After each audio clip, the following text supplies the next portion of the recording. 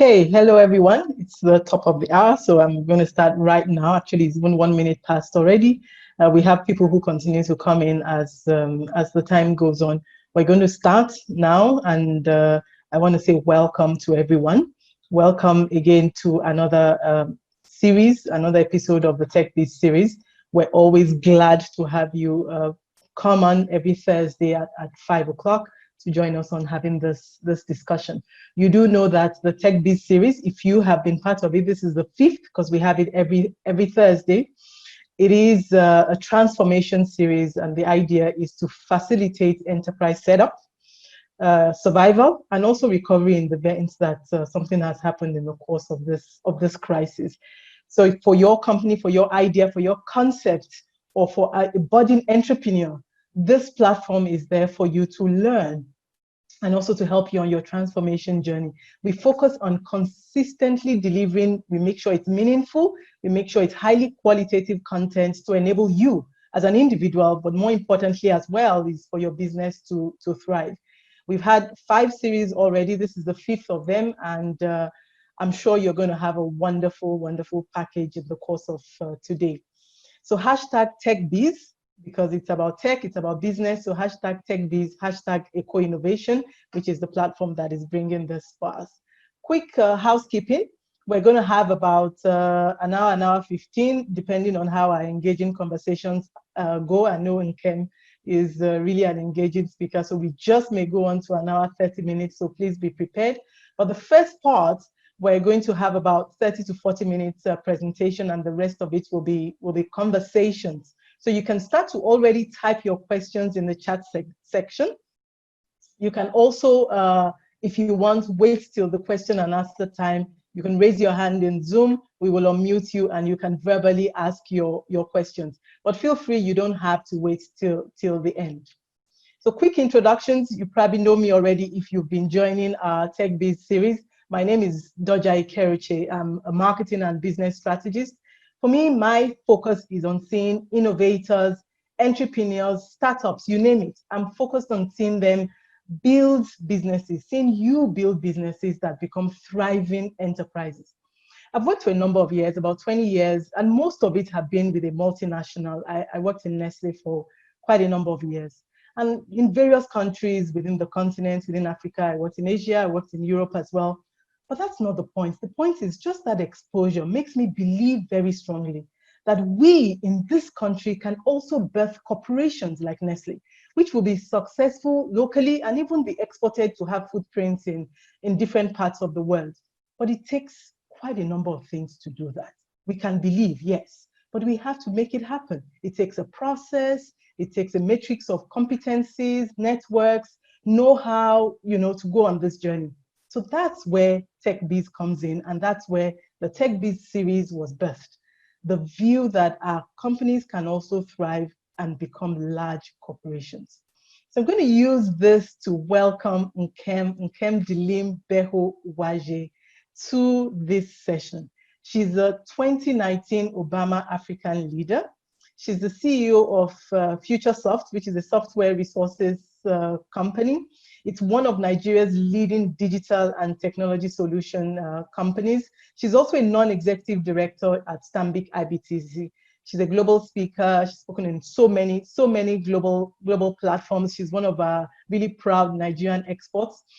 She's a digital transformation expert and as well digital marketing, because we know that in the world of today, without that, it's difficult for a company to thrive.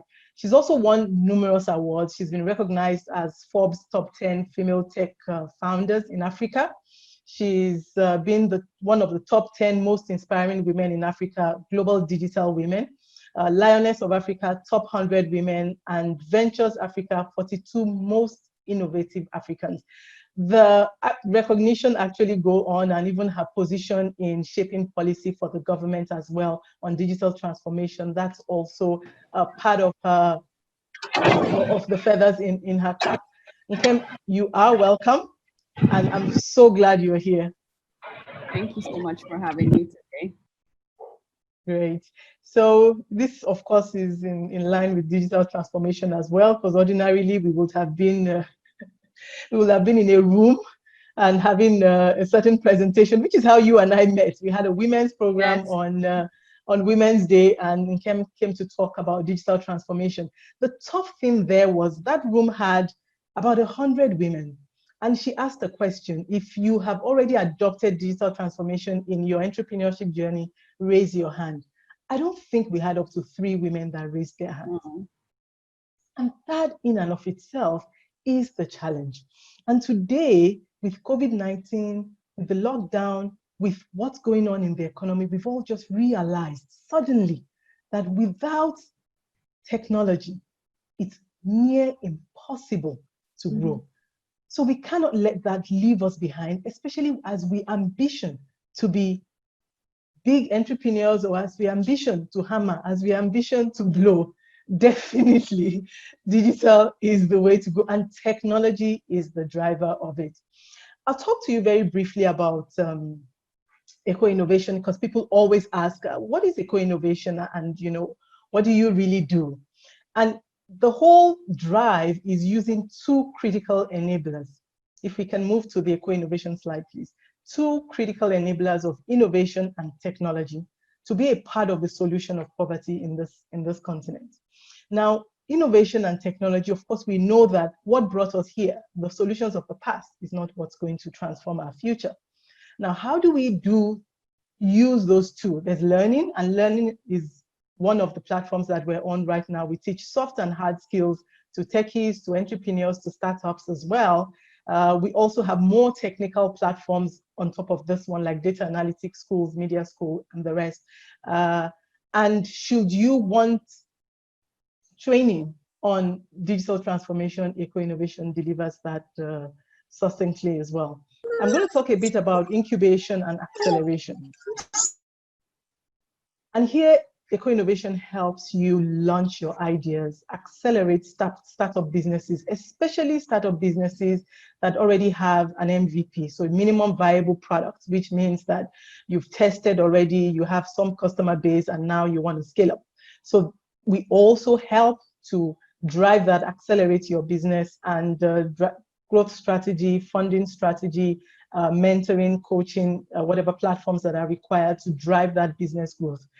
We are there to support. So should you want to connect with us after the webinar, please feel free.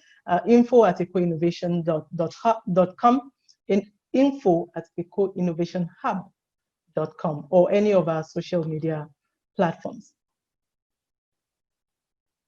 You move to the next slide, please. So, as promised, today we are going to talk about techpreneurship, lab to market.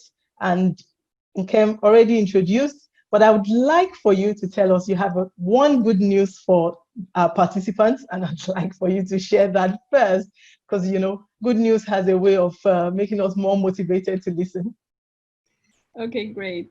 Thank you so much for that introduction, and for sharing what you guys do at Eco Innovation Center. I think that's it's really, really good to sort of see centers like yours pop up that are sort of helping the technology ecosystem also should sort of push the agenda of digital transformation and just create more awareness, because I think that that's really, really key. As we try and create policies around digital and technology, and as we also try and help businesses build solutions, a lot of the time what we find is that business owners are not really equipped with the right skills, right? So one of the things that my company does is training, and we have a digital marketing training specifically for CEOs and founders coming up on the 3rd of July. And we are going to give out one training to one lucky CEO. I don't think we've decided how we're going to do that, but I'm sure we'll come up with a fun way. Maybe we'll give it to the best question or something. I don't know. We'll figure it out. We'll figure it out. Okay. So today I'm going to talk about techpreneurship, specifically how do you get from the lab to the market, right? So how do you go from idea stage to actually be in the market? And we'll be talking about sort of 3 very easy steps, right? So the first is identifying the market needs. So you have an idea. Does it actually match what is needed in the market, or is it just an idea, right? And sometimes your market may not be ready, right? And I play in a space where the market is constantly not ready. And the reason why the market is constantly not ready is simply because we haven't adopted technology as fast as we really should, right? And we also are very skeptical when it comes to spending money on technology and digital solutions, right? So, you'll say, oh, it's for big companies. Oh, when I have 10 staff, I will start when this, when that, right? And then you never do. And a lot of people don't have those digital skills. And I think that this pandemic specifically has shown that everybody needs these skills. Everybody has to have some type of knowledge about digital, especially if you want your business to survive. And like you mentioned, I had a session about digital transformation sometime in March in honor of Women's Day. And there were a lot of blank faces in the audience, right? It is a subject that isn't easy to understand, but it's also not, it's not rocket science or neuroscience or something, right? So I think that it's really, really important that business owners specifically, really engage on digital transformation and digital as a whole, and really start understanding how do you upskill yourself and how do you adopt technology, right? Because today's go-to-market strategies are all technology driven, right? So after we sort of talk about the market needs, we would talk about the actual go-to-market strategy. How do you bring your idea to market? And then we would talk about using technology. So how do you unlock opportunities by using technology? And I think that for me, this topic is like a really interesting topic because especially now during the pandemic, we've seen, I've seen so many people reach out to say, hey, okay, we're now ready. We want to bring technology into our business. How do we do that? What are we supposed to do? Obviously, if you're just at idea state, this is the perfect time to start thinking about what role is technology going to play in this entire, sort of launching of your brand and product. Okay, so if we can go to the next slide, please. So I can skip this one. So we'll start with how to identify market needs, right? A lot of the time, when you come up with an idea, sometimes it's because you were looking for something and you couldn't find it. And I'll give an example. So apart from a technology company, I also run another company. It's called Always Me by Ann Lee, and we manufacture baby products using African fabric. Now, as you can see, I'm through and through a techie. So this, when I tell people that I have this business, they're like, we don't get it, right? But I'll tell you the story. So my sister was pregnant in 2013, and I was looking for a unique gift, right? I didn't want to go to like a mother care or just any other baby store and buy like, I don't know, a bathtub with like stuff inside. I just wanted something that was really, really unique. So I kept searching and I couldn't find this unique thing that I was looking for. And then I had this dream where I was making, I don't sew, by the way, where I was making baby play mats using Ankara fabric. And I made one specifically using my old fabric, my mom's old fabric, and my sister's old fabric. And I woke up and I was so excited. I was like, this is it, right? So I made this for my sister, right? But in this dream, there were many, and I didn't understand it, right? So I was just like, well, whatever. I have solved my problem, right? I now have this unique gift. So at the baby shower, I gave it to my sister, and everybody was like, oh my God, this thing is amazing. Wow, and there's only one in the world. This is absolutely crazy. This is wow. And then I got orders. And this is pretty much how this business, sort of started, right? So at the beginning, it was more of a hobby, like a weekend thing, like, okay, you just do this, and I found tailors. My sister, said, okay, you know what, let's do this thing together. This is really cool. And we sort of went to market in a very organic fashion, right? So we didn't really do an assessment of the market. For us, it was validation enough that people really loved the fact that it was unique and that it was just one piece that existed in the world. And up till today, our playmats are only one piece of every single design exists. And we've done over like 2,000 different designs. So we've sort of kept that unique part, right? And we've identified a market gap, right? There's nothing really in the African baby market that has our prints, that has our colors, that, when we see it makes us smile. So those are gaps in the market, right? And you have to identify these gaps, right? And, sometimes you're either, sort of addressing a pain point, or you're identifying a gap and, sort of closing that gap, or you're solving a problem, right? So it could either be one of those things that you sort of do when you are identifying the market needs. And then you have to ask yourself, is my idea really unique, right? In my case, the idea was really unique. A lot of people try to copy us. They've all gone out of business. But that's not the point. The point is, if your business is really, really unique, then that's fantastic. But sometimes when it's really unique, you need to ask yourself, do I really have a market? Is there a reason why no one has done this, right? On the other hand, you have to remember that somewhere in this world, there is a millionaire who invented the pool noodle, right? A very random thing, but very unique. Sometimes you also have a product that may already exist in a specific form, but you can then ask yourself, what can I add, or how is it going to be more special? So what could make it special, right? And this question is really, really important, because that sort of speaks to your unique value proposition, right? Then you have to ask yourself, is this product a nice to have, or is it a must have? Like, for example, our playmats, right? They're nice to haves. So when we launched, we thought, oh, all these parents are going to come and buy these mats, right?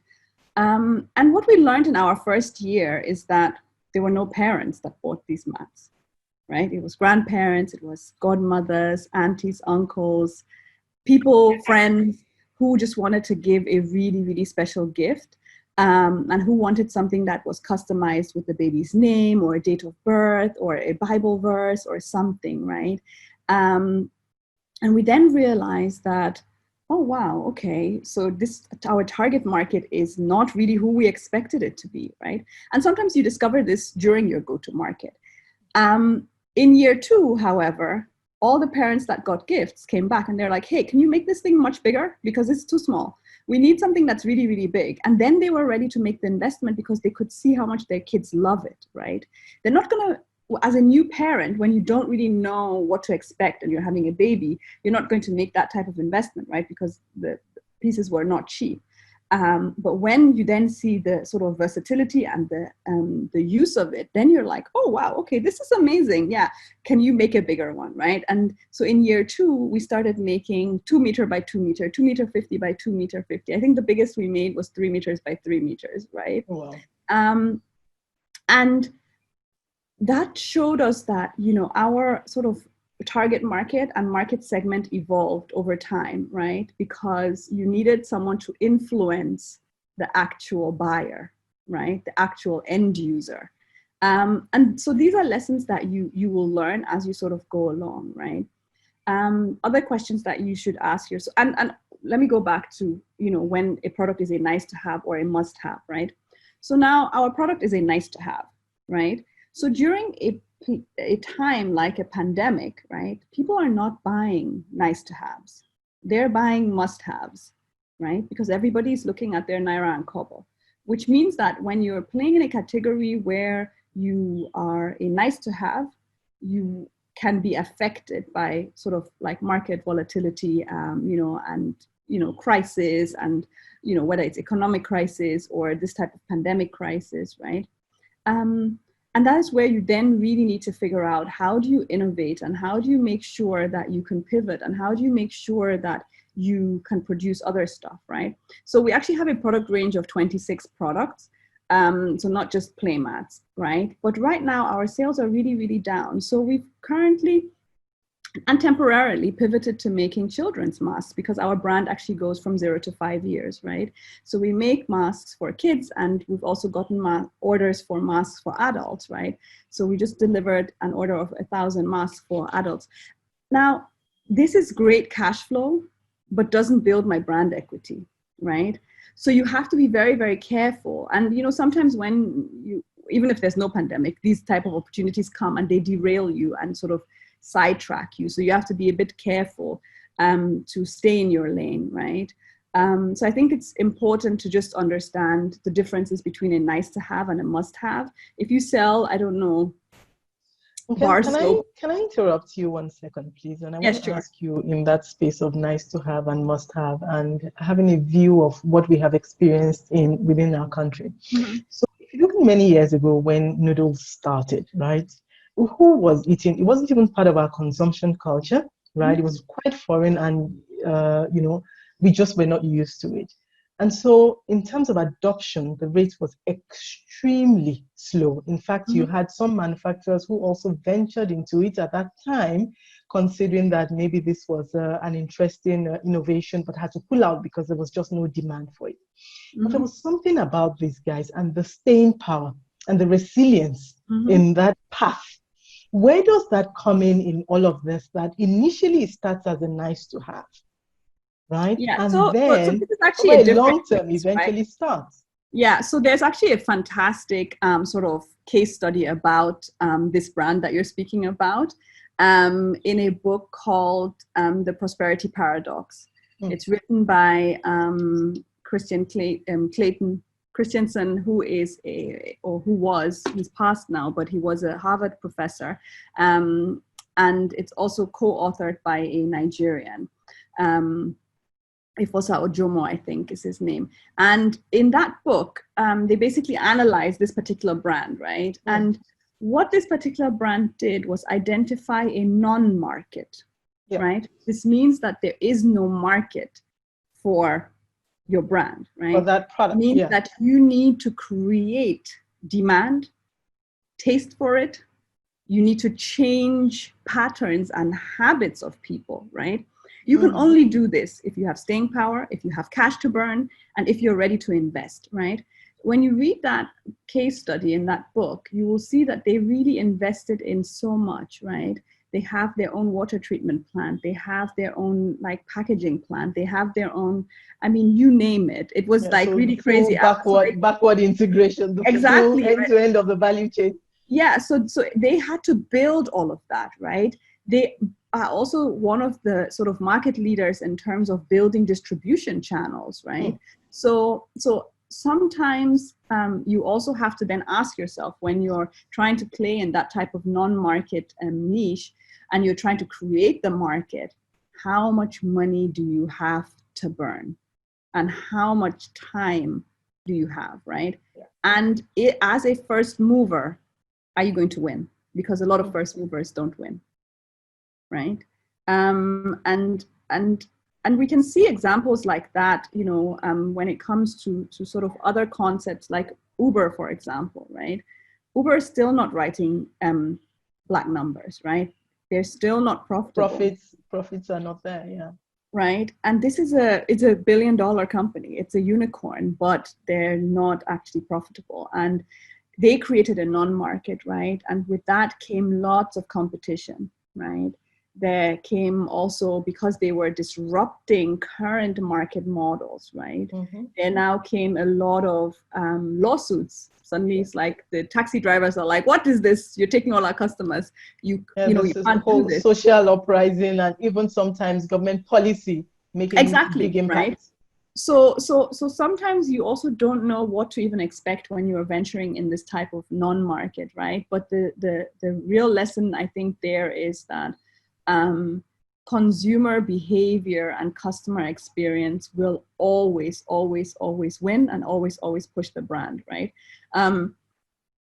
So I think that a nice to have can become a must have, like you mentioned, you know, like this first brand that we're talking about, the noodles, right? Because now it's a household name. You know, when you talk, even if you're buying a different brand, it's an essential. Exactly, you still call it the other name, right? I mean, there are people I know that live abroad, and when you go and visit them, they're like, please, can you bring me 1 carton? And you're like, really? Tell me about Like, it. yes. And each time that I lived abroad, that was always on my order list. You see? But again, you need staying power, you need a strong business model, you need a very good go-to-market strategy, and you need lots and lots of money to burn for that, right? I also think that you need to ask yourself, how does my idea make the world a better place, right? And the book, the Prosperity Paradox that I talked about, actually sort of talks to this, right? How do you build prosperity through your brand? How do you, sort of empower people? You can imagine this noodle brand, how many people they employ, right? You can think about Uber, how many people who simply have a car or even just access to a car can suddenly make a living, right? By just driving around and picking people up and dropping them off somewhere, right? It's amazing, amazing economic empowerment, right? And, when you actually start talking to, Uber drivers, for example, I usually only use Uber when I'm abroad. So because in Nigeria I drive myself, but when I'm abroad, I have conversations with these Uber drivers, and I'm always very interested in like what kind of people they are, right? And it's just really amazing because you will meet all sorts. So I met this web developer that took me to the airport once, and we spent the entire time talking about web development and clients, and it was hilarious. And he was just like, yeah, I do this on the side. It's just extra income so we can do nice stuff, me and my wife. And so for different people, it means different things, but it's still economic empowerment, and it's making the world a better place, right? In many ways, anyway. But sometimes that also, can you trying to create something that creates economic empowerment may take away from other people who are not really ready to move with the times. And that's what happened, with Uber, where a lot of, sort of other taxi companies, car hire companies, sort of went out of business simply because they couldn't compete, simply because the customer experience was superior, because customers were like, okay, with you, I have to call you and then you're going to come, and in 30 minutes, let me just Uber it. It's okay. 2 minutes, my car is here. I jump in, I go, and, I can do whatever I want. So it's really, really important to also focus on customer experience. Then you also have to ask yourself, how does this align with sort of like your overall purpose? And then also asking yourself, what role can technology actually play, right? So I think it's really important to sort of operate within your purpose. And it's also really important to always look at what technology can do, what technology can do, to really, really, first of all, disrupt the industry that you're in. And secondly, also what technology can do to help you scale faster, right? So technology has those two key roles, right? And technology can significantly help you enhance your consumer experience.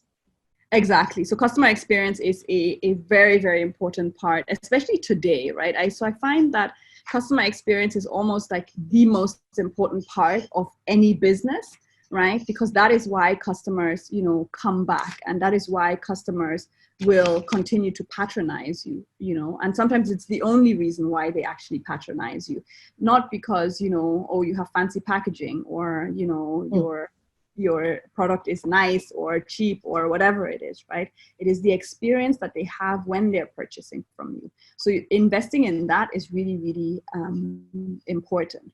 So all of these questions are questions that you sort of ask yourself when you're trying to identify what are the market needs, right? So we'll go to the next slide, please. Yes, you can skip. Yeah, okay. So once you've sort of identified, okay, this is what I want to do, this is my idea, and there is a need for it, or there's a gap, or I'm solving a problem, then you would, sort of start saying, okay, how do I actually identify this target market? And sometimes, as I said, you can be super wrong, or wrong for a while, like with my baby line, right? We thought it's going to be parents, but all parents came and they were like, oh yeah, it's kind of nice, but it's a bit expensive, we have to buy all these other things. And when I then became a mom a couple of years later, I was like, oh, this is why they didn't want to buy this stuff. It's way too expensive, sort of. The whole long list of other things.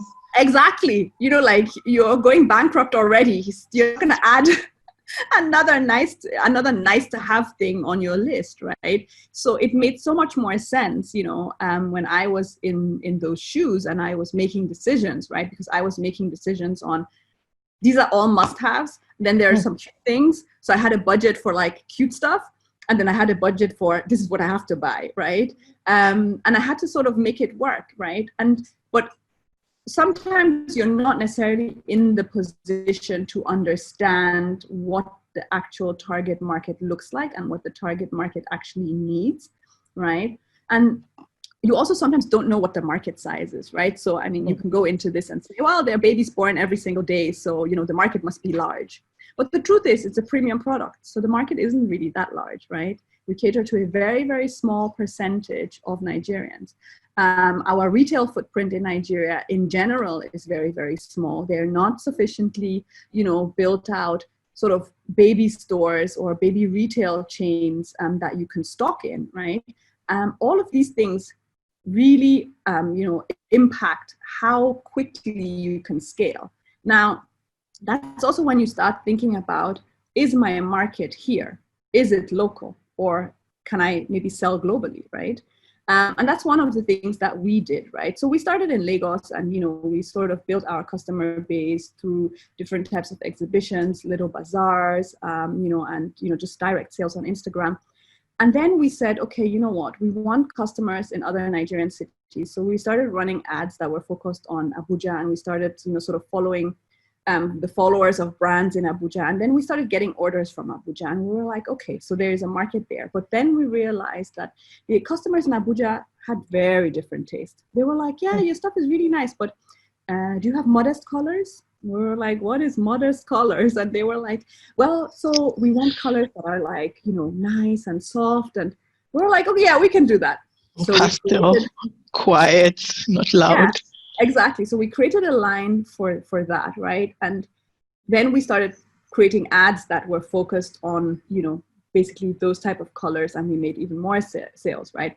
Then we went and found distributors in Abuja. So we sort of, as I said, my brand was sort of, grown in a very, very organic and very, very non-strategic way, right? Simply because it started more as a hobby than, an actual brand. And we sort of at some point then said, okay, we need to be a bit more serious about this, right? But we use that same, yes. I'm sorry to interrupt you. So I wanted to connect it to one of the questions that was asked at the point of registration, which was very much where you're going to about affordability, right? Mm-hmm. And one of those questions was really, how do you build a product for users who just cannot, afford it? Now, in this case, you already have that experience, and that's where you're tailoring this discussion to. But to help this person, because this person is looking into services, health insurance, that kind of thing, mm-hmm. If you are building a product and you're building a product for a customer set or segments that cannot afford it, what do you do there? So, I mean, I think especially in the insurance space, right, there's a lot of innovation that's coming. And the innovation is really around microinsurance, where instead of a person having to pay, let's say, 5,000 Naira for life insurance, they pay, I don't know, 5 Naira every single day, right? And they pay it with their airtime, for example, right? So a lot of innovation sort of that is going to, they just issued some microinsurance licenses. These models already exist in other African countries, but they're going to come here, and, they will then allow many, many more consumers to actually access these type of products, right? So sometimes you have to figure out, how do you make payments if the money is the issue?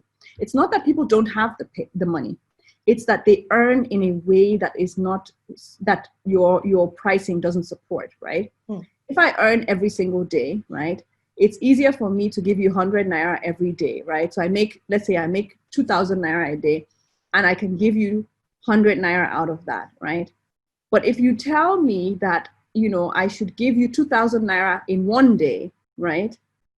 I can't. Or 30,000 in a month.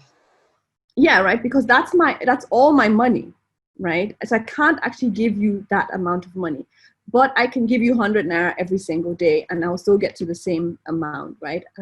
So it's really about sort of thinking about your numbers in a very creative way.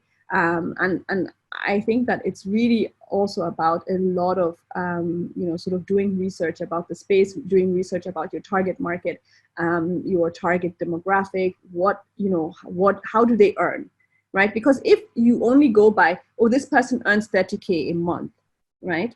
Yes, there are different ways to earn 30K. You can be employed and your employer pays you 30K in bulk, right? Which means that if I need 2,000 naira from you, you can give me at the end of the month. So it's really important to understand, how does my target audience actually earn, right? Because they earn the same amount, but the way they earn is completely different, right? Which means that the way that they can pay is also completely different. You also have to look at what is the market size, right? So sometimes your market size in your country may not be big enough, right, for the type of brand that you want to build. So with my baby brand, for example, if I want to build a, like sort of like a $1 million business or $1 billion business, right? I cannot build it in this market. Yes, we have 200 million sort of citizens here, but the majority of the Nigerian citizens cannot afford the price point of my product, right? Which means that I need to sort of expand my my horizon, and I need to expand where my target market actually goes. So I have to sort of look at market size from a more global perspective, and that's one of the things that we did, right? So we started looking at sort of looking at how can we actually service a more international market? How can we, get our product out there? And how do we even get it out of Nigeria, right? And we said, okay, well, you know what? There are a lot of more retail stores in countries like South Africa. And, we then said, okay, let's do our sort of like market surveying again. And we ran ads in South Africa. And we said, when we hit this amount of orders, we will go to one of the exhibitions that they have there. And, that was one of the ways that we actually got into South Africa. And we're stocked in 7 stores there at the moment. And the brand, sort of through digital marketing, we were able to really grow it. And we've had customers from 22 countries simply by, being a digital brand with sort of a global focus. So your target market may not just be in Nigeria, but sometimes it is, right? If you, for example, have a restaurant business, right, and your restaurant is in Lekki, the people in Lekki are your primary target audience. People who live on the mainland will most likely not drive all the way there unless you have, like, I don't know, the best food in the world, right? And people from South Africa will definitely not, unless they are already in Lekki, will definitely not come to order from your restaurant, right? Which means that you have more of a local business, right? So there are different types of business models with different types of market sizes. And, you have to really look at demand and, what are the opportunities in the market as well. You can do all of this by having surveys and doing focus groups, right? So the organic model that I chose, sort of stumbled into, because as I said at the beginning, it wasn't really a business, it was more of a hobby, isn't really going to cut it, right? And could have gone completely wrong, right? We could have been very, very wrong about all the assumptions that we made in terms of, people buying, and we would have put money into creating inventory and product, and we wouldn't have been able to actually, make a return on our investment, right? You also have to do a competitive analysis, right? Who are your direct competitors and who are substitutes? Now, substitutes are businesses that don't directly compete with you, but still can take money out of your target demographics pocket that they will then not spend on you, right? An example is this. So you might be a property developer and sell properties, right? Now, there are new disruptive, sort of technology platforms like Corium, where people can buy a share of a property, right? So if all I want is to buy property as an investment, I don't need to go to a property developer and buy land from them or buy a building from them, right? I can go on Corium and I can put the same money there, and I know that I don't have the headache of owning land, or I don't have to deal with trying to get my CFO or, agents and all of those things. Or Omonile suddenly coming to say the land is not yours and then you have to pay for it again, or you have to fence it. All of these things are suddenly gone. And all I wanted was to invest my money, right? And I want certain returns. So that is not direct competition because they don't sell the same thing, but they target the same target audience and they sort of have a very similar offering, right? In terms of it is an investment and people see it as an investment. So it's really important to really understand, who are your direct competitors, who are the substitutes. It's also important to sort of sample products and just really see, do people like this, right? Are these the right colors? And digital marketing is a great way of doing that because you can actually, so for example, I've seen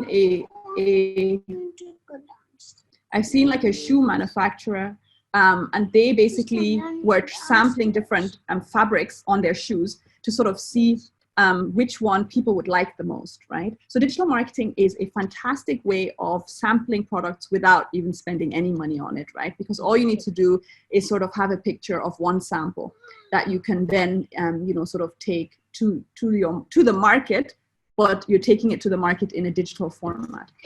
I'll ask you a question about sampling and even within this space of identifying your market.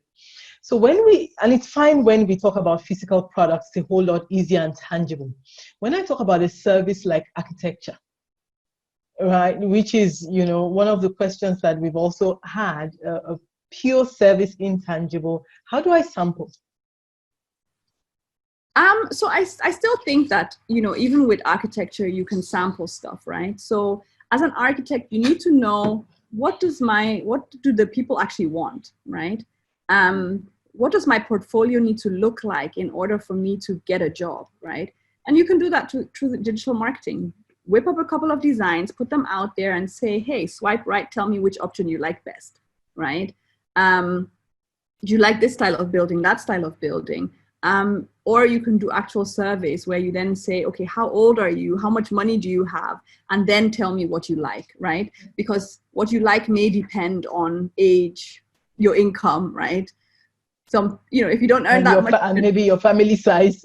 Exactly, family size, and all of that, right? So I think there's a way to sort of sample the market on digital, regardless of what it is that you do, right?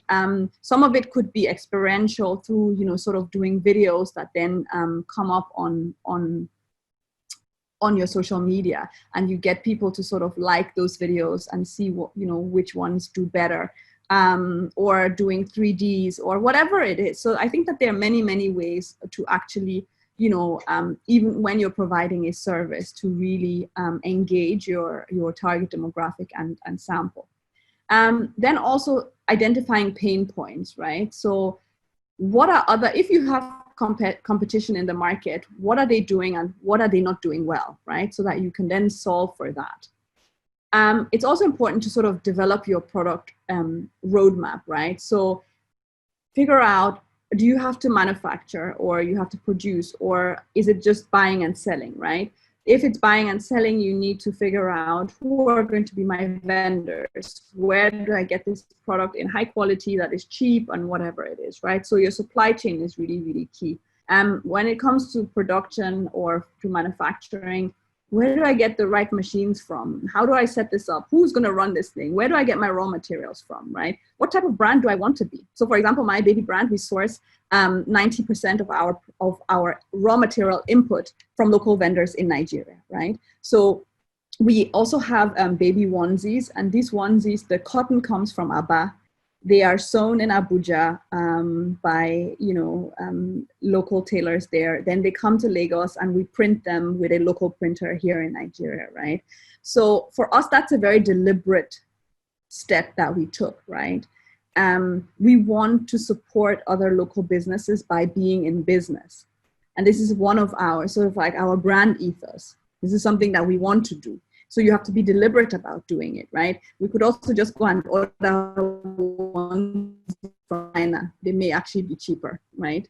But that doesn't help our economy. So you have to figure out, what do I actually want to do and what do I want to achieve? Then you need to figure out, okay, now I figured out my supply chain and everything, how do I, like, how is my packaging going to look? Because branding is, sort of the beginning and the end. Because, it's alpha and omega, it is everything. You can have an amazing product that is branded badly, and, your competition and no one is going to try it. No one is going to try it, and your competition can have a bad product that is branded amazing, and everybody's going to rush there because the packaging looks amazing, because the brand looks amazing, because it's appealing, because it's like, oh wow, this looks awesome. And then when you get it, you'll be like, okay, it looks awesome, but the product isn't really great. Whereas then the other one that isn't branded well, you'll be like, oh wow, this is surprisingly good, right? I didn't know, I wouldn't have thought, right? So I think it's really, really important to actually, invest in your packaging, invest in your branding, and really start thinking about, how do I make myself unique and how do I stick out? And I'll use my baby business again, right? So when we go to exhibitions, a lot of people come to our stand and they're like, hey, what do you guys sell? We saw a lot of people with your bag. Your bag is so pretty. We're like, so you came because of the bag? They're like, yeah, we just wanted to know what you sell because we want a bag. Then they find out it's baby stuff and they're like, oh, I don't really know anyone with a baby, but yeah, okay, thanks. And then they take your flyer and, but it's the branding that attracted them, right? I mean, to the point where a woman has given us money because she just wanted the bag. She's like, okay, can I buy the bag from you? And we're like, okay, and at another exhibition, somebody stole like a pack of our bags and we're just like, what is it with these bags? They're pretty. The packaging, we like packaging. And you do know that in this part of the world, or in this part of we love it, world, right? We just love it. So it's really important. And what that also helps you with is that it helps as part of your, sort of user experience and your customer experience. And when customers, get your packaging, they're also more likely to take pictures of it, to share it, to, keep your bag and carry it somewhere else, and put different things into it, which is great because then your brand is out there. You're really hitting a very great point about packaging. And sometimes when we think packaging, we think, bags, we think the pack of my product. But you are right also that packaging straddles all through the journey. So whether it is the way I package my digital products with my communication, right? And whether it's my e-flyer or my brochure, whether it's or it's physical, all of that, correct me if I'm wrong, constitutes part of the packaging, right? So we should pay attention to those as well. Yes, exactly. So I think there's a part about sort of branding, and creating your brand identity later on in the slide. So we can dive a little bit deeper there. But it's really, really important to really understand that, it's not just hot air. It's something that you should be investing in. You should also be clear about where are your sales channels, right? How are you going to sell this product? Are you going to sell in a store? Are you going to sell in your own store or a third-party store? Are you going to sell on the roadside? Are you going to sell in traffic? And really identifying your sales channels is sometimes is something that is really, really important, and sometimes also very hard to do because you don't really know yet, especially if the product doesn't really exist in the market. So you have to, in that case, really test out a lot of different things, but also really understand what type of brand you have, right? So a lot of people are like, oh, I know the guy who is the manager in ShopRite, and I'll hook you up. And I'm like, but no thanks. We're not a ShopRite brand, right? ShopRite stands for cheap, affordable, products. We are not cheap, we're not affordable, we're premium, and we're okay with being premium, right? We've positioned ourselves as a premium brand. You want to own a unique piece that is handmade, then you will pay for it. No one else in the world has this piece, and it comes at a particular price, and it's fine, right? So a lot of the people who, I mentioned earlier that there were people who copied us, right? So they tried to come in at, half the price that we were coming in, but it showed in their quality. Because you can't produce the quality that we produce at the price that they were producing. It's just not possible, right? And unless maybe you're like mass producing, and then again the product will be very different, because mass production is very different than when we're producing one single piece in a particular design, right? So we would, you know, have customers that, or potential customers that come to us and they're like, oh wow, but you know, this other brand has it for this price, and we're like, fine, go there, it's fine. It's not the same quality, we can tell you that, you know, and that's without being arrogant. That's just, it's a fact, right? And a lot of them would come back and they'll be like, oh, you know what, we'll come and we'll actually spend that extra money and buy from you, right? The quality and the, because of and the the quality, value. right? Yeah. The value, and because we've built a brand, right? So we invested in building a brand. We didn't just say, oh, come and buy, right? We make this now, come and buy.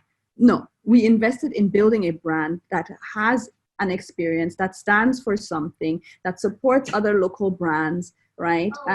That is truly African, right? Because we don't only want to be a Nigerian brand, we want to be an African brand with a global focus, right? We can show that we are in stores outside of the country. We can show, you know, user-generated content that other people outside of Nigeria, outside of Africa have bought our products, right?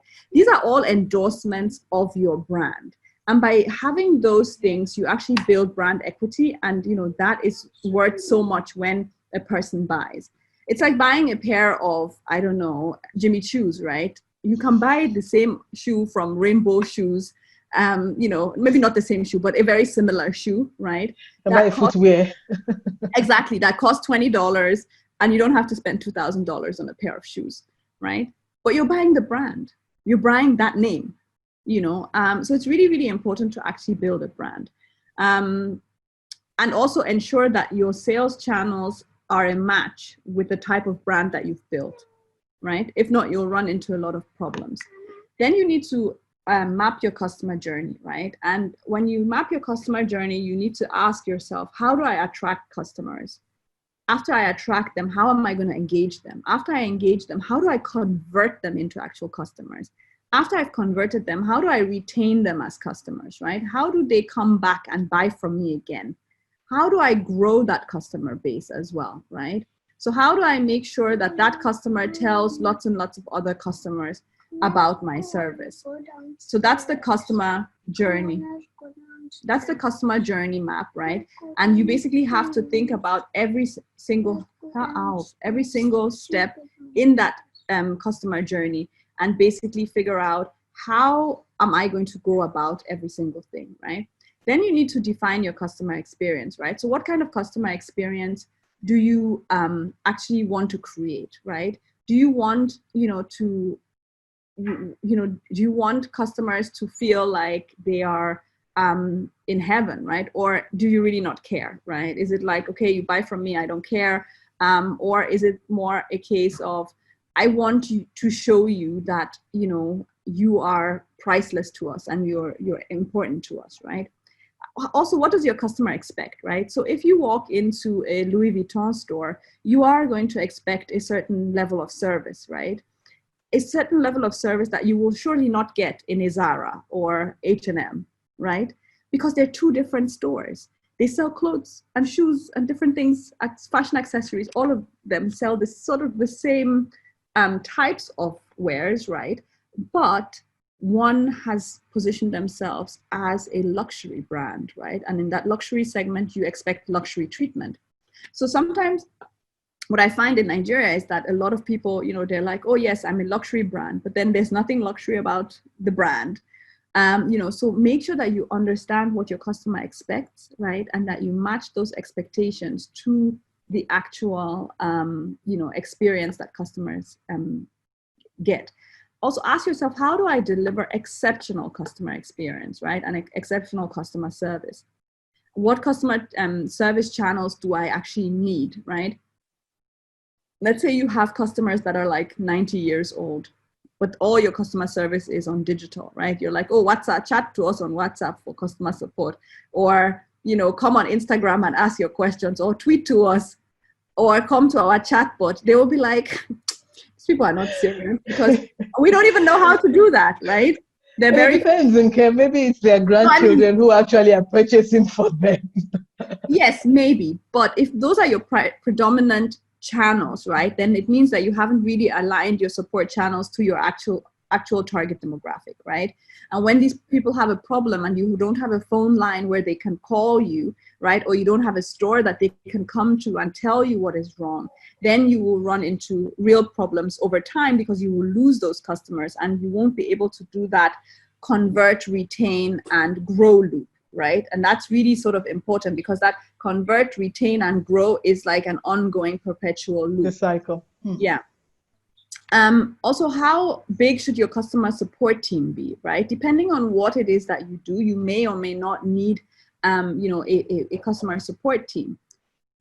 I also find, so for example, with our baby brand, every single person in the organization has to be able to sell the product, has to be, whether you're a tailor, you're a delivery guy, you're the driver, you must be able to sell this product. You must be able to understand how we do our customer service, because you never know who is going to encounter the customer, right?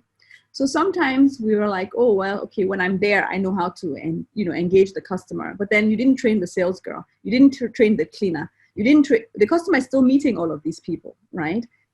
So you have to really, really think about customer service beyond just a customer service unit, right? And train your customer facing staff as well, right? Who are the people who are going to interact with the customers? How much knowledge do they have? Do they always have to say, oh, I'll call Madame or I'll call Oga, and then they will come and help you, or whatever it is, right? So it's really, really important that you think about customer experience.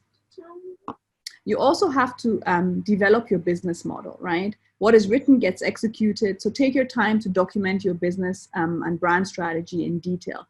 There's Business Model Canvas, which is a really great tool to sort of develop your business model. So it takes you through lots of questions, and those questions sort of take you to the answer of where you want to go with this business, right? And it just really, a sec, please. yes. I just want to tell the audience to already raise their hands. Anyone who wants to ask a question, you can already raise your hands, because I'm sure, because there's been quite rich content that has gone already, I'm sure there are questions that are buzzing in people's heads. So if you raise your hands, yeah, but please go ahead. We'll take the questions so after each block. Okay, so we can go to the next slide. Oh, you were talking about the business model. Yes, but I think the business model canvas basically just asks you lots of questions and makes you think about your business model. That's all I really wanted to say to that, because it's a very vast exercise, and I don't want us to dive deep, because I can talk an hour about that. So and we're actually talking about go-to-market strategy, so let's focus on that.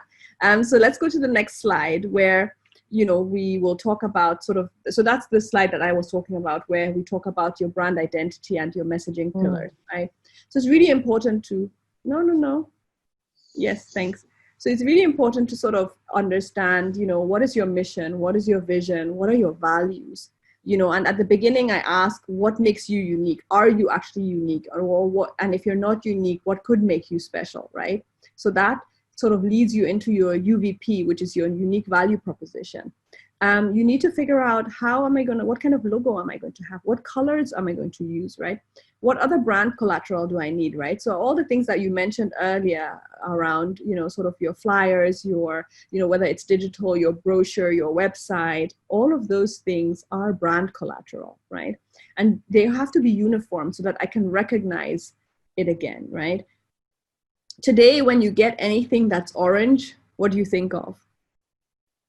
There's a particular brand, that we can't mention.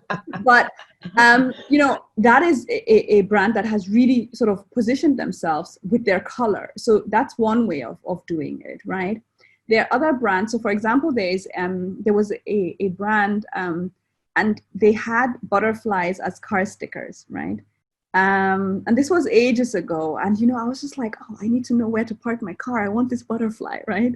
Because I thought the butterfly was so pretty, and it was much, much later, like maybe a year later, that, I then found out that it was, an interior design firm that had that ran that campaign where they basically put butterflies on cars that were parked in specific places, right? Now that was really, really strong. However, took me 2 years to find. It didn't connect. Exactly, because it took me 2 years to find out who this brand was, right? So I think it's really important to sort of understand that when you're doing branding and you're thinking about your brand identity, that you think about it in a cohesive manner, and that you ensure that your branding, you know, sort of goes across all of your different segments. You also have to think about, what is my tagline, right? Am I going to have a slogan? You know, is there something unique about me that I'm going to say over and over again? Also, what are my messaging pillars, right? So messaging pillars are, you know, sort of like blocks of information that you repeat over and over again until other people start repeating them, right? So you could say we're a homegrown brand.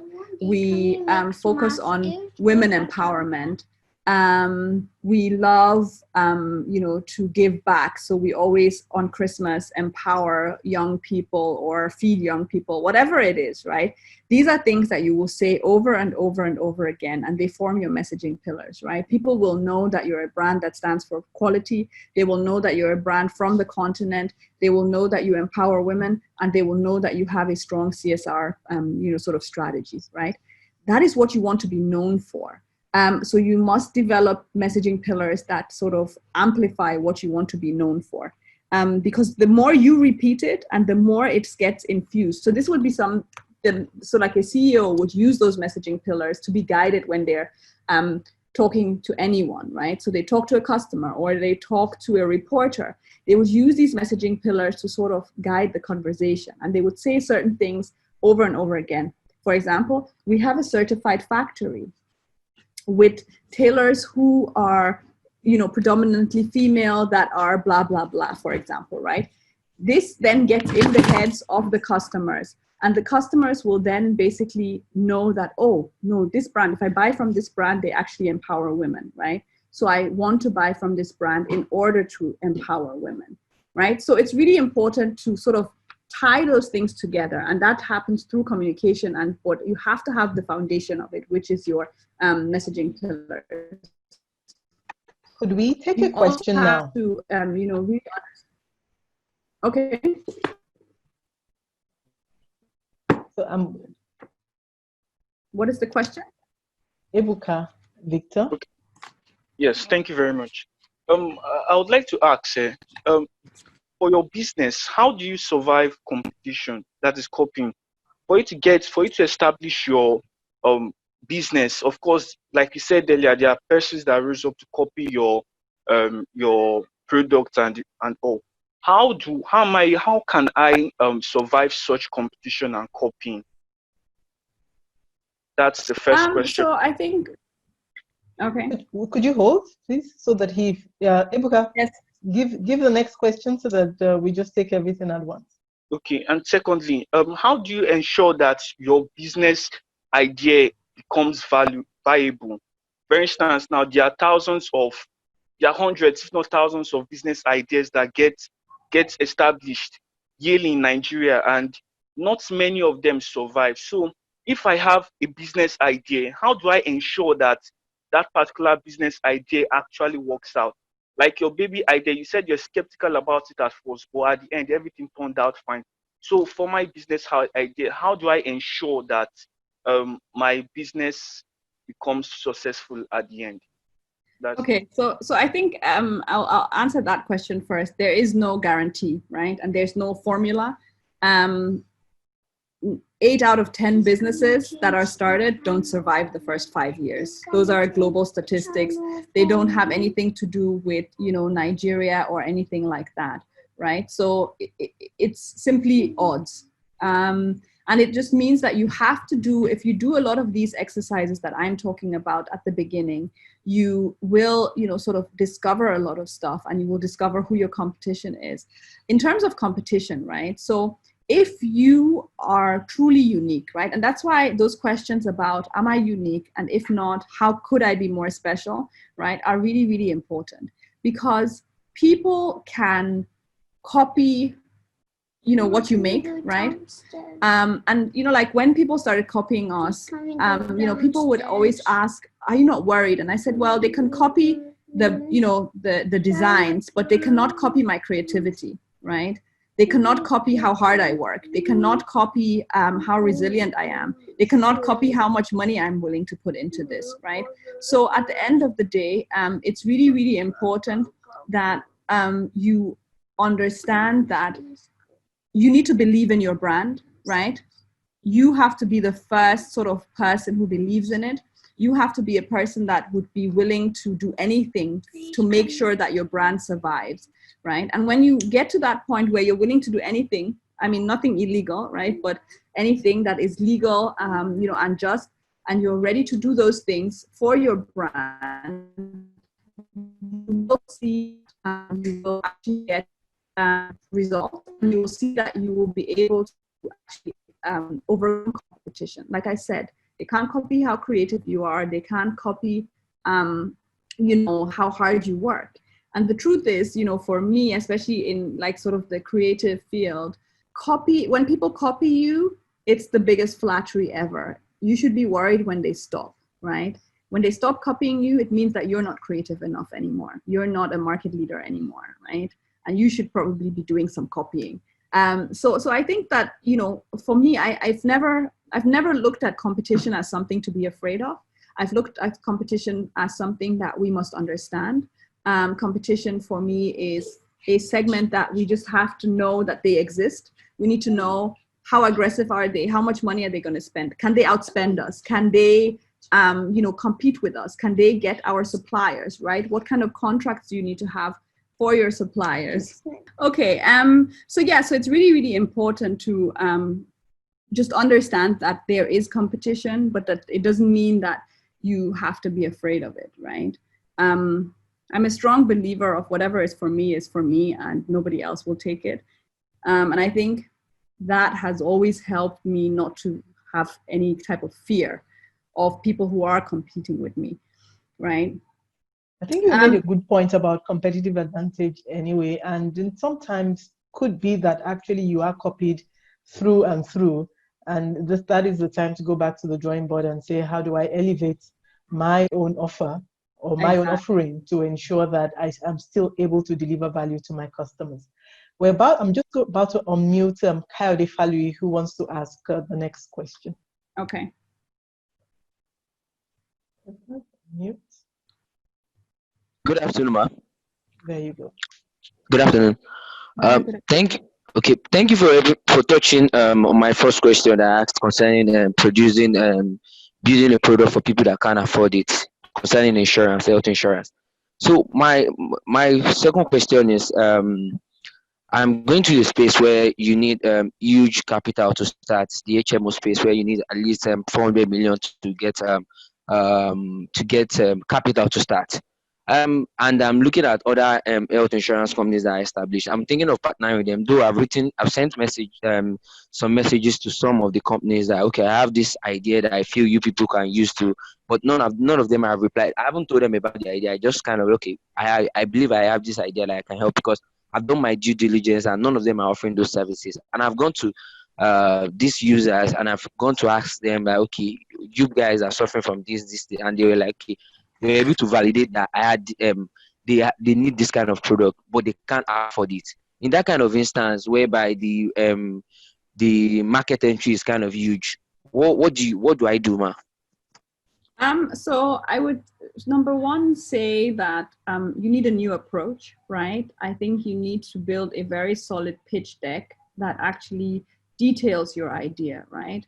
Then you need to figure out who in your network can introduce you to somebody inside one of those HMOs so that you can talk to the right person, right? If you just send an email, I get those type of emails. Oh, we think we have a great idea that we can partner with you. Yeah, I have many great ideas. I really don't need yours. That's just how people will react when they see these emails, especially when they have no detail, right? People are like, oh yes, we can make so much money together if we partner. What is it that you want to partner on, right? Give me something that will spark my interest, right? That will make me feel like, oh, okay, well, maybe this is a conversation I should be having, right? Figure out, how do you brand yourself? How do you brand, that idea so that by the time you're in front of the right audience, they also take you serious. Because a lot of the time, when you don't have that type of capital and you're in front of somebody who does, and you want something from them, you're there begging, right? So you have to position in a way where you become, number one, are already an authority in your field, right? So there's a lot of sort of personal branding that you have to do to make sure that you are seen as an expert in your field, right? Number two, are there ways to deliver these solutions using technology and for you to become an aggregator where you partner with these insurance companies as opposed to, going there to say, oh, please help me, right? Where you already have a platform and you say, I just need you guys to plug into this platform and then you can sell your products through my platform. This is how many users I have for this X and X service, right? So I think that you just need to go back to the drawing board of, your business model and really look at, how do I go to market with this? How do I innovate around this, right? And also maybe look at this in InsurTech, which is insurance technology. There are so many amazing business models that are popping up globally. So look at them, especially other African countries have a lot of sort of microinsurance, ideas. And that is where you need to start, right? And figure out what role can technology play. Because if you can build the technology, then you have an actual thing that you're offering, right? And you have a more of an advantage. Anyone can have an idea. An idea is, one in like a dime in a dozen, and it's not worth a lot if it's just an idea. And I know that may crush you, but it's the truth, right? And this is how every single executive will look at you. They'll be like, okay, some young kid came here and they were talking about this. Yeah, okay, maybe we believe in it, maybe we don't believe in it. We can do this ourselves. We don't need this person. This guy's not the right partner. He doesn't have this, he doesn't have that. Make sure that all of those buying objections that they could have are gone, right? Package properly. Brand yourself, make sure that when they go on your LinkedIn or Google you, that they find something that you've already done in the insurance space, right? Make sure that they actually find information about you that shows them that you're the right partner for them, right? And make sure that when you send emails, that they're not cryptic messages that sound like, you're trying to sell hot air or something. So I think that those are the sort of like feedback that I can give. And yeah. One of the things that entrepreneurs worry about is, when they go out for partnership or investment or any kind of sourcing for input, the risk is my concept or my product is stolen, right? Yeah. And so last week we had a whole session on IP, intellectual property, and the different kinds of filings that you could do, and really some of them even low-cost filings that you can do in order to protect your concept or protect your product while you are going into the public seeking some form of partnership, seeking some form of investment in a way that it protects you, it protects your concept, and protects also whatever your intellectual property is. So you can actually go into the Echo Eye Center, that's the website, Echo Eye Center /webinars, and download that webinar to understand what you could also do to protect yourself. In that way, you can send out, like Nkem is saying, you don't just send out either cryptic messages or you send out really blank messages that just say, I want to present something. You can package it properly and share it without worrying too much about the risk of losing your own product or concept. I'm going to unmute one more person, which will be Jeremiah. There are quite a number of questions already in Zoom chat. We'll take Jeremiah's question, and I will quickly go through all of the the texted questions as well.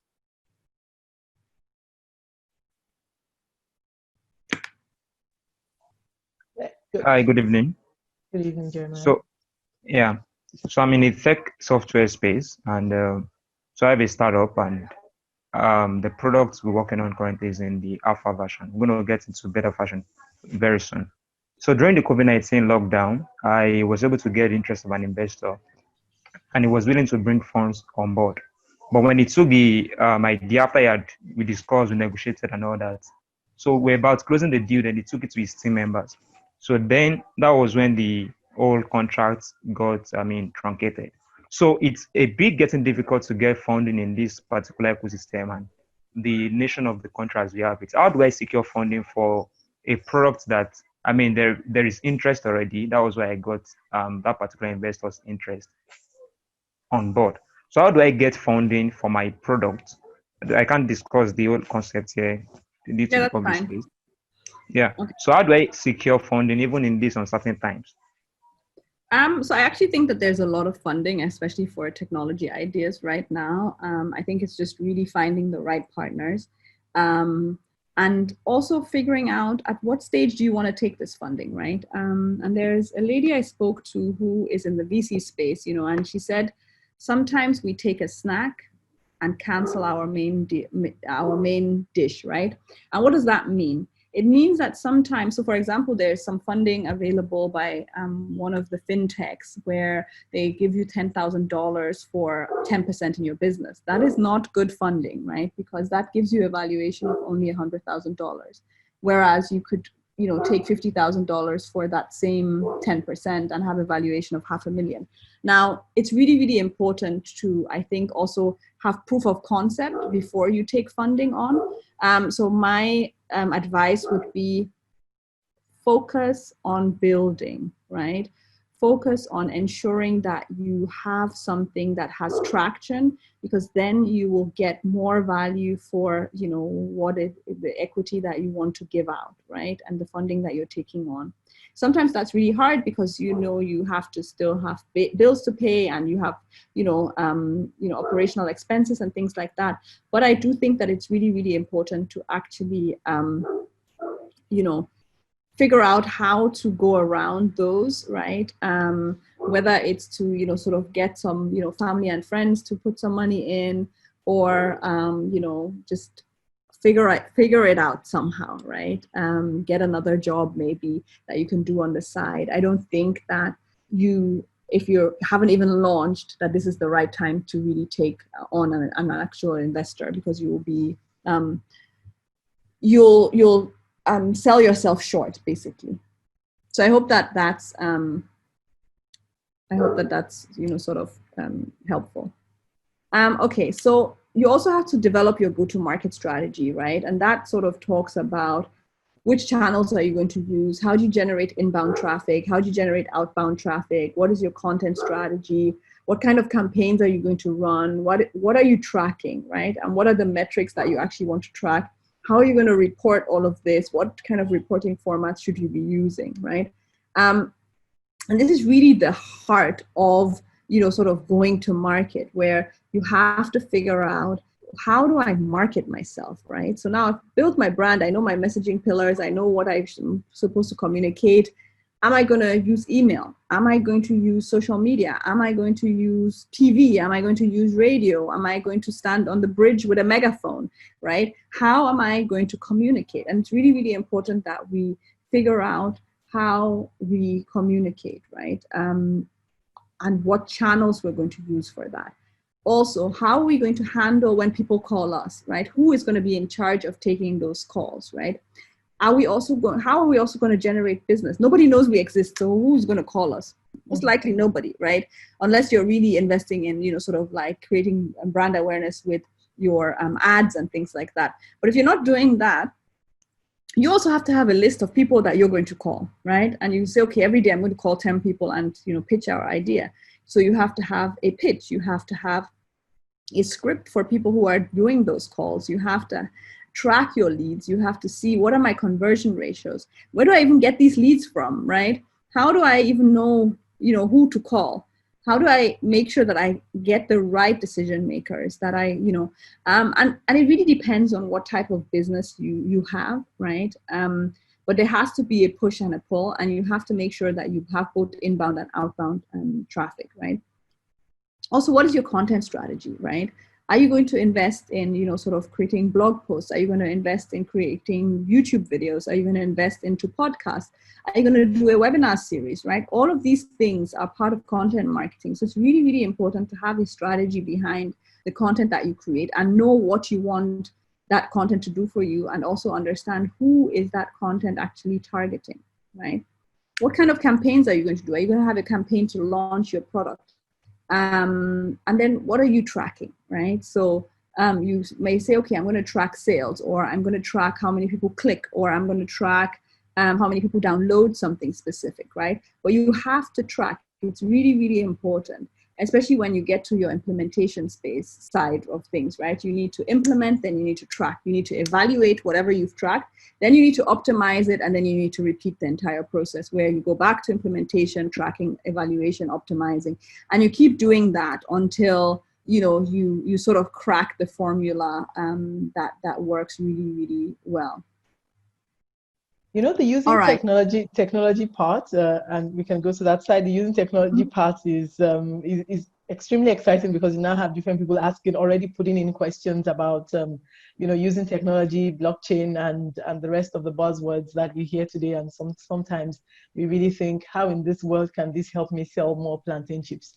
Now, there's a question here actually that says, how can I deploy technology in these uncertain times to pivot a travel and tourism company since we are the hardest hit with the pandemic crisis? Yeah, so I mean, travel, I feel for you, but I think that it's to figure out what can you do right now, right? And how can you reposition yourself, and what are you going to do to make your customers, when the airports open up again, consider to even travel, right? Someone sent me a picture of travel during COVID times, and it was like the entrance of a plane door with the entire crew in like these hazmat suits. And I was like, yeah, I don't need to get on any plane. It's okay. I'm fine here, right? And I'm sure a lot more people have that reaction, right? And I think that it's important to sort of create content that talks to, number one, what are the safety measures that the airlines have put in place, right? What are the, ways that at the destination people are, what are the protocols when you arrive where you're going, right? There are a lot of countries that have said, you arrive here, you're going to quarantine for 2 weeks, right? So you have to really think about, do I really want to be in quarantine for 2 weeks and then, do just whatever? For a 2-week holiday? Exactly, right?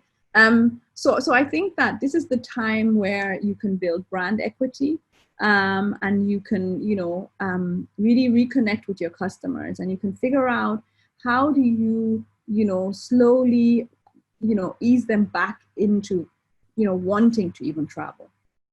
And that can only happen with a lot of communication around safety, around, measures that have been put in place by the airlines, by airports, by the destination locations, right? So,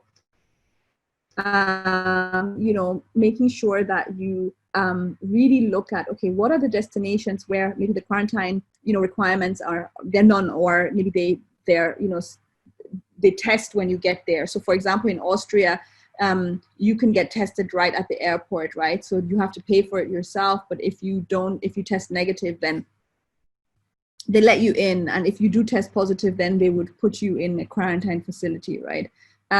Which is also obviously the safest for you at that point. So finding out that type of information and, sharing that information with your customers is what I would say. But you have to really be aware and be clear on the fact that travel is not going to recover anytime soon. It's going to take a really long time. Even when they find, a vaccine, I think, and when the airports open, when they find the vaccine, when all of these things are, factors that will sort of give people more confidence. But the truth is that there will still be ongoing restrictions. There will still be ongoing, sort of forced isolation or quarantine requirements, which will make travel really, really hard. Within Nigeria, sort of the states are still locked, which also means that local travel is something that, a lot of people are reconsidering. So, it's the industry that is hardest hit, and where there will be the most job losses, and where, it will take the longest time to actually recover. So I think it's really you have to be, at the beat, right? And listen to what's happening in your market. You need to know, like, okay, are people feeling a little bit like, oh, now the airport is open, maybe some people want to travel, right? how do you find those guys that want to travel, right? So you can only find them if you're in constant contact with your customers, right? Call them, email them, share information, right? Engage them, ask them questions, do a survey. So, what I found out is a lot of businesses are doing surveys, not only businesses, but, so my son has a football club, and they did a survey to say, are you guys happy to, sort of bring your kids back? And if you're not happy to bring the kids back, under which parameters would you be happy to bring them back, right? Do you want one-on-one training for your kids? Can we do smaller groups of maybe just 5 kids on the entire pitch, and we sort of, social distance them? How would you want this, right? And then they also said they are going to, sort of go with whatever NFF, the Nigerian Football Federation, tells them to do as well, right?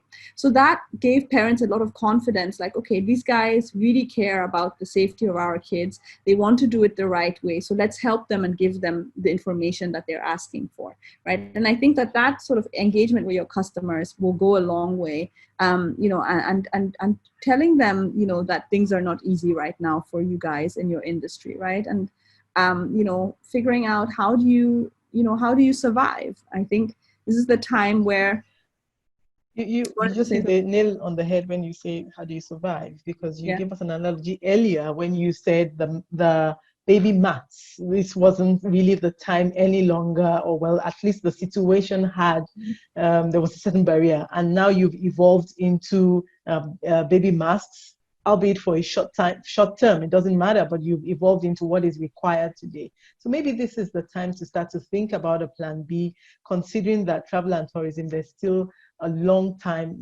to solve the issues that are on ground, the concerns that different countries had, policy making, and indeed the myriad of problems that may discourage completely any kind of traveling.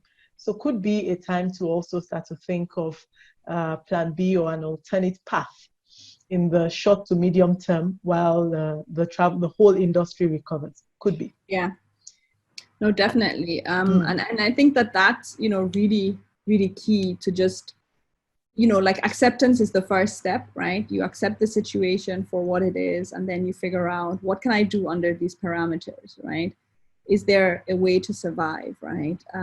If there isn't, at least not now, then figure out what can I do to keep the brand at the top of the mind until things get better, right? If you have some savings, right, and you're happy to invest those back into your business, you can start investing into content, right? Because the truth is that content marketing is something that is really, really slow, but it pays off, your return on investment. In 5 years, that content will still, sort of pay for you. So I think it's really, it's a tricky question. I don't think that there's anyone in the world that really has the right answer to this. And there's no one who you can go and ask because nobody has gone through this before. So, I think take heart and know that, it's your entire industry, but also know that your customers are aware, and when they feel safe to travel again, they will definitely be back to patronize you. I hope that I really, really want you to take this technology part, because even I am also waiting to hear about it, because I've heard you talk about it before, and it's extremely, always stimulating. But I want to ask Emmanuel Nwobodo to speak. So he's going to ask his question, and then we'll appreciate you run through the technology part. All right.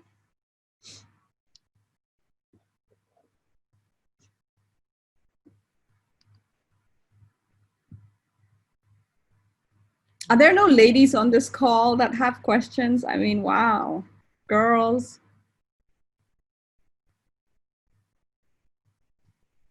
Okay. He's there. Emmanuel, you're muted. Okay.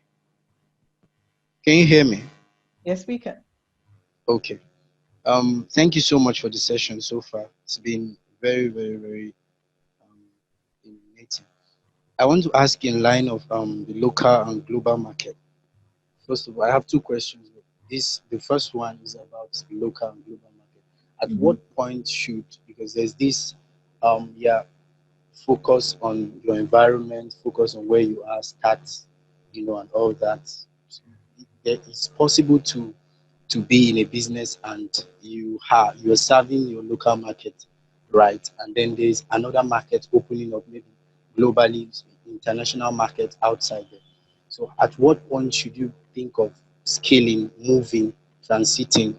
What are the what's your I just want to know your perspective about that. And secondly, it's about B2B and B2C. For entry, in terms of like in the aspect of wanting to start up a business and wanting to enter the market, what's your perspective about B2B and B2C? Because I think it depends on the business you have, right? There's some businesses that are B2B businesses. There's some businesses that are B2C businesses. So I think your business model will answer that question for you, right? In terms of, sort of like, should you go local? Should you go global? Again, your business model and your go-to-market strategy will answer that, right? Those are the documents that will tell you when it's time to do X, Y, Z and what the strategy is to do those things, right? And when you've done research about your market, you then also know, okay, locally I have 1 million people that I can potentially sell to, right? Globally, there are, I don't know, 1 billion people that I can sell to. How, is it easier to find the 1 billion? Is it easier to find the 1 million, right? So the question is really, what product do you have? There's no blanket approach to any of this, right? It's really about having different types of products that are, your product determines where you can go, right? So if I was selling, I don't know, like plastic baby toys or something, I would have a big enough market here. I wouldn't need to go to South Africa, right? Because they would be cheap. Everybody would be able to afford them. I could sell them in the market. I could sell them in ShopRite. I could sell them online. So I would have multiple sales channels here, right? The problem that I have with a premium baby product is that there are very few sales channels that I can access here, right? Which means that I need a bigger footprint in order to make the type of numbers that I want to make in terms of sales, right? So those sort of metrics of how big is my target market locally, right? Is it big enough for what I want to make, right? You want to build $1 billion company, you can't sell in just one country. It doesn't work like that, right? You want to build a 1 million naira company, you can probably just sell in your neighborhood and you can make that, right? So it really just depends on like, where are you going? What do you want out of this? And, how do you scale? Scaling can be, I sell in my neighborhood and I'm scaling to my local government. Scaling can be, I sell in Nigeria and I'm scaling Pan-African. It could be I'm scaling globally, right? There are different approaches to each of those different things, right? And they require different strategies. So you have to, this is why, sort of like the first two steps are really, really key. And even though, the focus is, on sort of using technology to do those things, it is, to me, the strategy and thinking through it and documenting it is the foundation. You can have the best technology and the crappiest go-to-market strategy and you will fail. Absolutely. Right? The strategy finally is, the innovation is the strategy. They're equal to each other, and the tech is the tool. So if you don't have the strategy, the tool is not going to work for you. Exactly. Tell us about the tech. Yeah, so let's talk about the so I'm really cognizant of the time. I know. We will take this aspect of the tech. You will select the person the CEO who will be coming for the free training. We will run a quick poll and then we wrap up. So looking at timing, I figure that we should be out by maximum 6:50. If that works for everybody, shoot. Okay.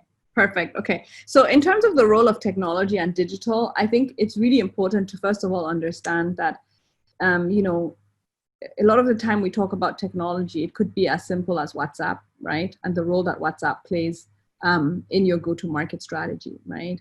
By maybe having a WhatsApp for business that has a catalog where people can see your prices, they can see your pictures, or, you could use email marketing as part of your go-to-market strategy because you have a big email marketing list. So it really, really depends on, what it is that you're doing. But when you talk about, sort of digital transformation and a digital first approach to, you know, going to market. And you should always think about, is there a way to go digitally first, right? That should always be the, you know, in my mind anyway, the approach, right?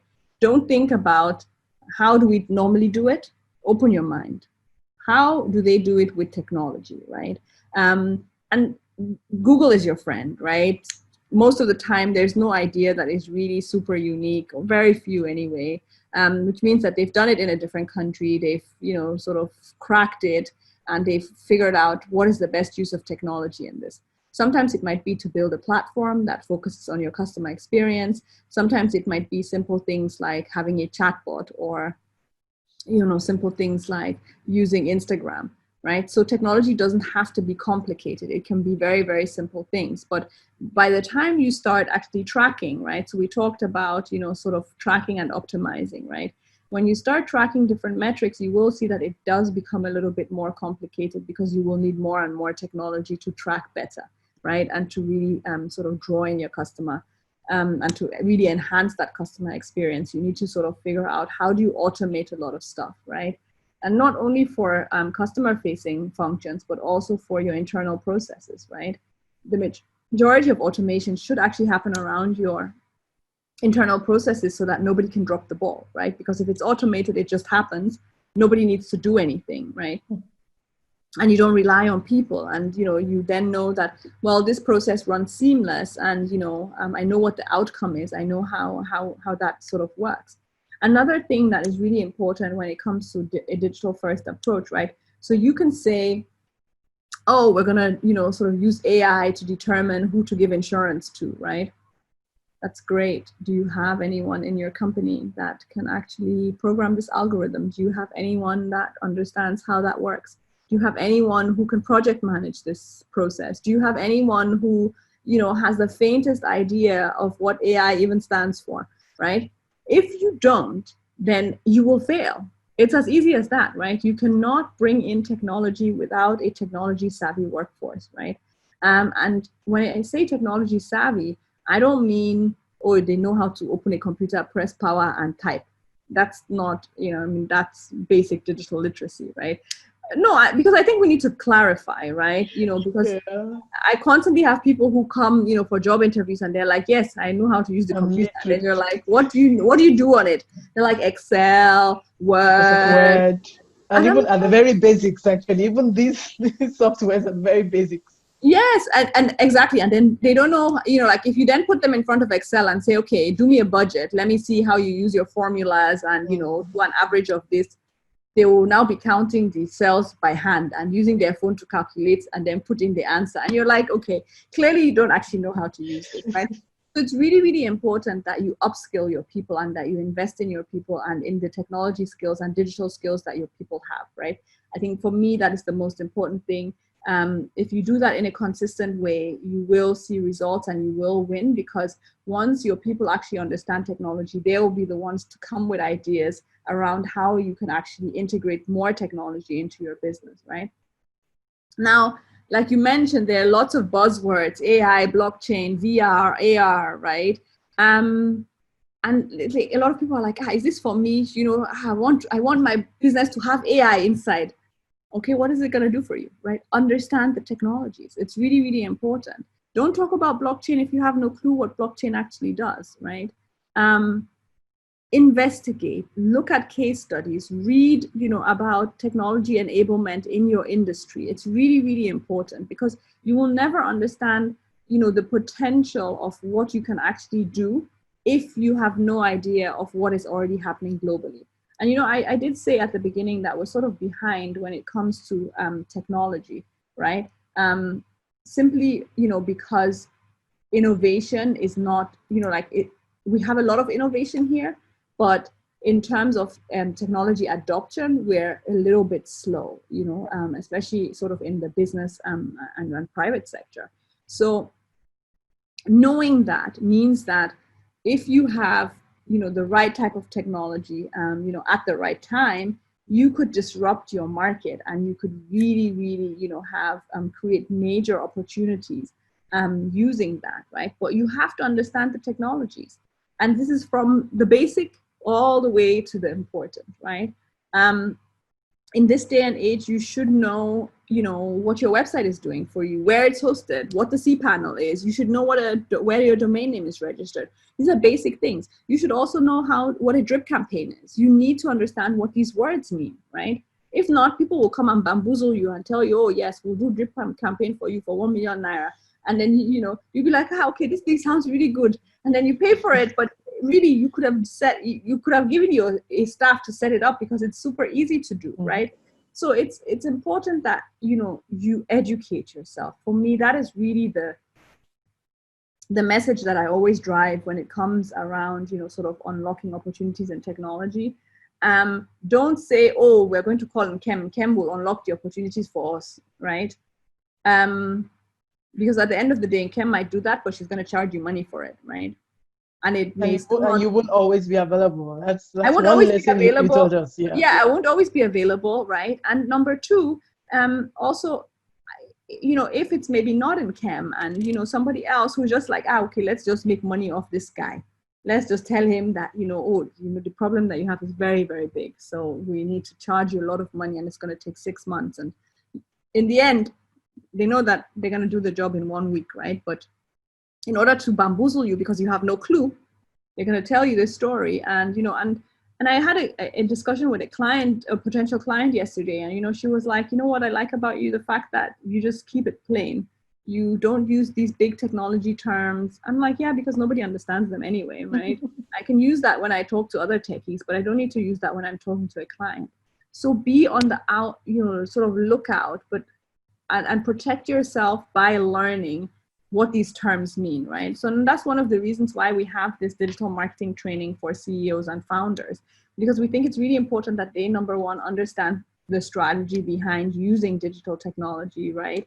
And number two, also for them to gain awareness and knowledge about what is going on in the industry and how they can use digital marketing to actually sort of elevate their brand and get more out of just unlocking those opportunities that digital marketing, which is part of technology, really gives them. So I'm going to stop here because we have like 3 minutes. Exactly. So there are so many questions in the chat room, and I'm really wondering what will be the best approach here, because I'm quite cognizant of the time as well. And the team, of course, participants want their questions to be answered. We'll take one more of the questions in the text space so that we can, and then after that we wrap up. So how do you evaluate a new idea you have? Do you go ahead and build your product and wait for the market to respond? Or is it more like what I see often where people share links to their questionnaires where they are asking if you'd love to have the kind of products they have in mind to create? So which is, do I already create my product on the basis of my idea? Or do I go the path of questioning, researching, surveying before going ahead? I would say you need to do a little bit of both, right? There's something called rapid prototyping, which basically means that you build like a minimum viable product, which is like a basic prototype, and you take it to like a focus group or you drive traffic. So what a lot of brands do when they want to sort of test concepts, they would brand it under a different brand that has nothing to do with theirs. And then they would just, sort of pay for views and get lots and lots of eyeballs on it. See how people react to it. What are people clicking? Do they understand this product? Do they want to buy? Do they want to register to be shortlisted for this product, right? Are they excited about this, right? What is social media saying when you put this stuff out? And as I said, it's not under your own name. You're putting this out, sort of very randomly under a different name, and that method really, really works. I think today people want to experience, people want to see things, people want to know things. So just a piece of paper is not going to be enough, right? So even in the fact or in the scenario where you're doing these surveys, you need to show me something. You tell me that, oh, I'm going to build, a flying object that, will be able to take you to the market, and it has I don't know, a chef inside, and it's really great. I'm like, you can't rely on my own imagination to create Exactly. your product. No way. Exactly. So you all want me to imagine this thing, right? In my mind, it's super fancy, right? When I go in there, I'm gonna, be greeted with someone who's gonna give me champagne and whatever, right? And then by the time I see it, it's one rickety thing, and I'm like, this is not what I actually thought it was, right? So the feedback that I would have given you would have been based on what my imagination is and not what the actual is, right? So it's really important to sort of figure out how do you build or at least visualize the actual, right? Even if it's just like get a 3D artist who will, sort of graphic designer who will create a 3D of that product so that people can see, right? Or figure out how can you use virtual reality to actually simulate your product, right? If it's something that's expensive. How can you use 3D printing? So 3D printing is something that is also really, really important when it comes to sort of rapid prototyping, because you can print sort of like a sample at a very low cost, that people can see, touch, feel, because all of those things are really, really key to convincing people and to getting the right reactions. If you're just there doing research, you won't really get the results that you're actually looking for. So I think it has to be, but you also can't just say, oh, this is the product, and then not do any type of metrics tracking and research around it, right? So I think it's really, really important that we, understand that you have to do, sort of both. There are quite a number of questions, but I see that a few of them you've already taken, because there was a question about how you have handled your business. How have you been affected by the pandemic and how you've handled it? You did tell us that in the beginning. Mm-hmm. Is it a good idea to get a loan to kick off funding? I know you alluded to the points on funding, but we had a whole webinar on finance only 2 or 3 weeks ago, and that's also available within the website EcoEyeCenter/webinar.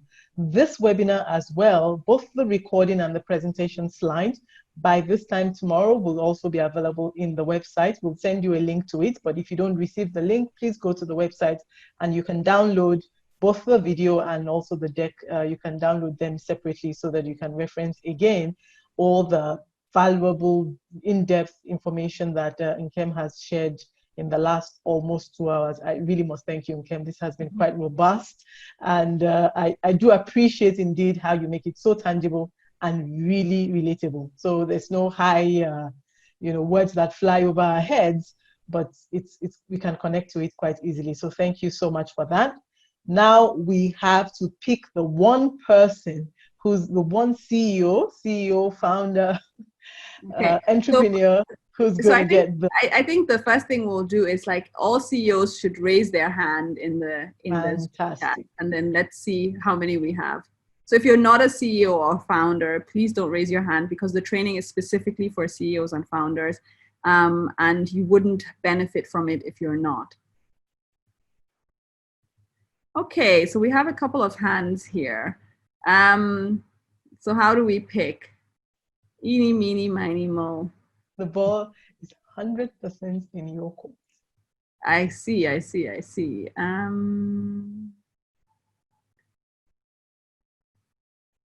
Who is in retail here? If you're not in retail, can you lower your hand? You really think that's going to happen? All right. I need a female CEO. Okay. There we go. Now you narrow it. I can see Maureen. Maureen did ask a question earlier. She was one of the first people who asked a question. Okay, so... I'm just assuming that Maureen is female. Yeah, I mean, we hope so, but you never know. Joy Michael says that I need a member. Yeah, I think Joy Michael is going to get this, because, she's really, she's the one that said you need a female CEO, and she's told me what she does. So Joy Michael, the training is yours. Thank you for being proactive. You will get all the details from Echo Innovation Hub. Yippee, there we go. All right, Joy, so congratulations, and we're quite happy the 3rd of July. Great. Thank you, Nkem, and congratulations, Joy. We're really happy that you offer that to our participants, and I'm absolutely confident that that's going to transform Joy as well and her business. I think the contributions that you make into the business of entrepreneurship end to end, no matter the kind of business that individuals are into, especially with women. I think it's phenomenal, and we must thank you there. We must also thank you how you are making input in shaping policy, because that's extremely critical, because finally that's what's going to transform the country. So thank you, Nkem. For the participants, your patience, phenomenal. So we're going to take the poll now. Koyin, if you can activate the poll ever so quickly. So you'd see the poll show up on your screen now. It's about, we're requesting for you to rate quickly the webinar. We want to have your feedback, of course, knowing that this is a continuous session. We have it every Thursday at 5 p.m., bringing different topics that impact your business. Okay.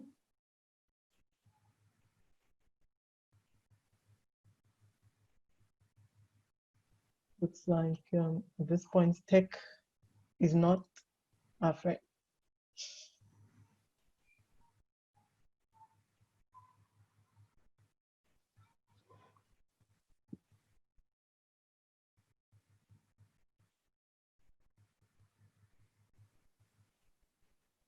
Okay, friends, looks like we're having a challenge, a tech challenge with the poll.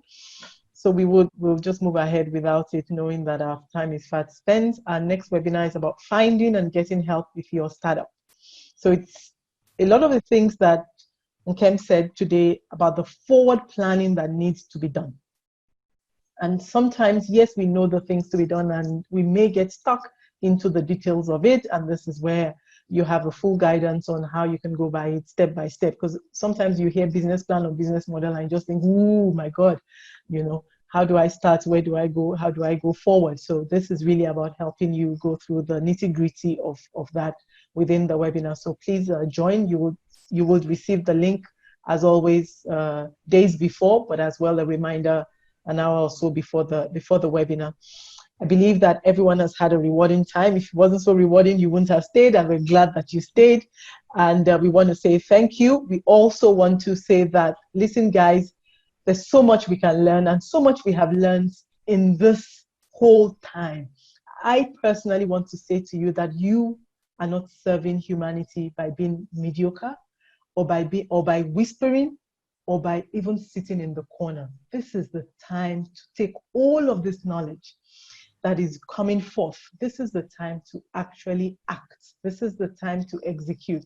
I tell you, by this time next month, 6 months time, this time next year, you will wish that you started today. So please start to make the impact, start to execute the things that you are learning.